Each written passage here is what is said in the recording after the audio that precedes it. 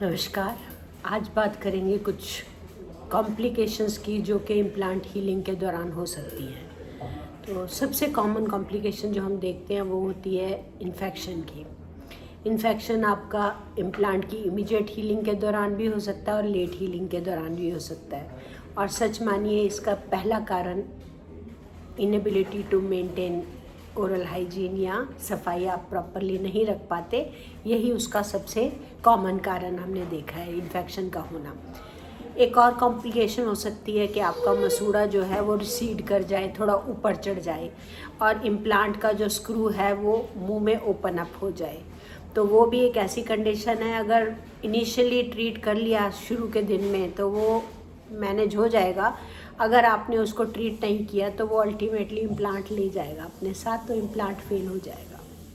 एक और problem as पहले बताई है मैंने कि इम्प्लांट लूज़ हो जाना, वो यही तभी होता है जब हड्डी और इम्प्लांट आपस में फ्यूज़ नहीं कर पाते किसी भी कारण से।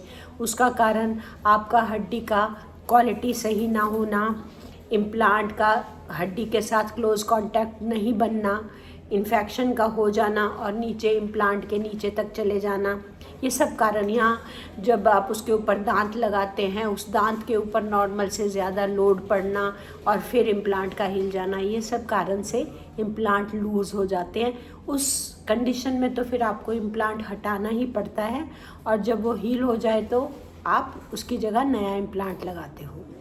एक और अनकॉमन है, उतनी कॉमन नहीं है, लेकिन एक प्रॉब्लम नर्व डैमेज की भी है। कई बार इम्प्लांट देते हुए अगर सही से रिस्क असेसमेंट ना हो पाए तो इम्प्लांट एक नस को भी डैमेज कर सकता है, जिस हालात में पेशेंट को उस जगह पे, उस साइड पे टिंगलिंग सेंसेशन हो सकती है, दर्द का एहसास हो सकता है या नंब हो जाना, सुन्न ही हो जाना उस साइड का, ये प्रॉब्लम हो सकती है। इसको सही होते करीब 6 महीने तक लग सकते हैं। और एक प्रॉब्लम ऊपर के इम्प्लांट के दौरान होती है कि साइनस को आप एनक्रोच कर लें।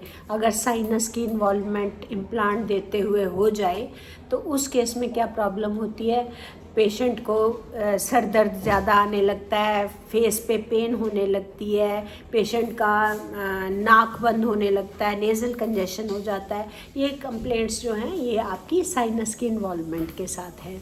तो ये भी इतना कॉमन नहीं है, क्योंकि अगर प्रॉपरली प्लान किया गया है, डायग्नोज करके प्लान प्रॉपर किया गया है तो कोई कारण नहीं कि ये सब प्रॉब्लम्स आएँ।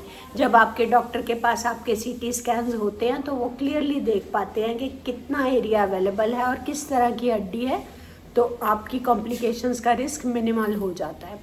और कुछ और पेशेंट्स में देखते हैं कभी कि परसिस्टेंट पेन रहती है पेशेंट को और वो पेन जो है वो सही नहीं पड़ती। ये भी एक कॉम्प्लिकेशन है कि 1 से 2 हफ्ते के बियॉन्ड में भी आपकी पेन चलती रहे।